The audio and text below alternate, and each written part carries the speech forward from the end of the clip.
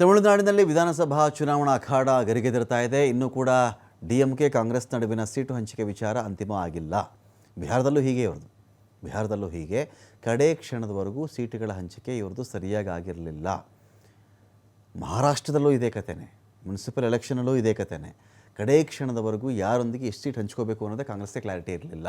ತಮಿಳುನಾಡಲ್ಲೂ ಕೂಡ ಡಿಎಂಕೆ ಎಷ್ಟು ಸೀಟ್ ತೊಗೊಳ್ಬೇಕು, ಕಾಂಗ್ರೆಸ್ ಎಷ್ಟು ಸೀಟ್ಗಳನ್ನು ತೊಗೊಳ್ಬೇಕು ಈ ಮುಂಬರ್ತಕ್ಕಂಥ ವಿಧಾನಸಭಾ ಚುನಾವಣೆಯಲ್ಲಿ ಅಂಥೇಳಿ ಆ ಹಂಚಿಕೆಯೇ ಫೈನಲ್ ಆಗಿಲ್ಲ.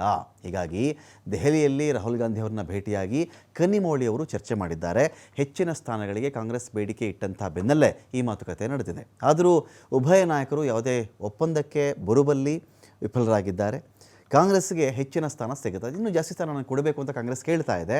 ಸಿಗುತ್ತಾ ಅವ್ರಿಗೆ ಅಂತ ನೋಡಿದ್ರೆ ಚುನಾವಣೆಯಲ್ಲಿ ಕನಿಷ್ಠ 35 ಸ್ಥಾನಗಳಲ್ಲಿ ಸ್ಪರ್ಧೆ ಮಾಡ್ತೀನಿ ನಾನು ಅಂತ ಕಾಂಗ್ರೆಸ್ ಹೇಳ್ತಾ ಇರೋದು. 2021ರಲ್ಲಿ ಸ್ಪರ್ಧೆ ಮಾಡಿದ್ದಂತಹ 25 ಸ್ಥಾನಗಳ ಪೈಕಿ 18 ಸ್ಥಾನಗಳನ್ನು ಕಾಂಗ್ರೆಸ್ ಗೆದ್ದುಕೊಂಡಿತ್ತು.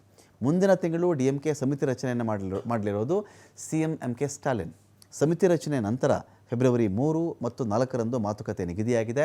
ಕಾಂಗ್ರೆಸ್ನ ಸೀಟು ಹಂಚಿಕೆ ಸಮಿತಿಯಿಂದ ಡಿಎಂಕೆ ತಂಡದ ಭೇಟಿಯಾಗಿದೆ. ಇದೇ ವೇಳೆ ಸೀಟು ಹಂಚಿಕೆ ಸಂಬಂಧ ಡಿಎಂಕೆ ಕಾಂಗ್ರೆಸ್ ಮಾತುಕತೆ ಕೂಡ ನಡೆಸಲಿದೆ. ಫೆಬ್ರವರಿ ಮೊದಲ ವಾರದಲ್ಲಿ ತಮಿಳುನಾಡಿಗೆ ಕೆ.ಸಿ. ವೇಣುಗೋಪಾಲ್ ಕೂಡ ಭೇಟಿ ಕೊಡ್ತಾ ಇದ್ದಾರೆ.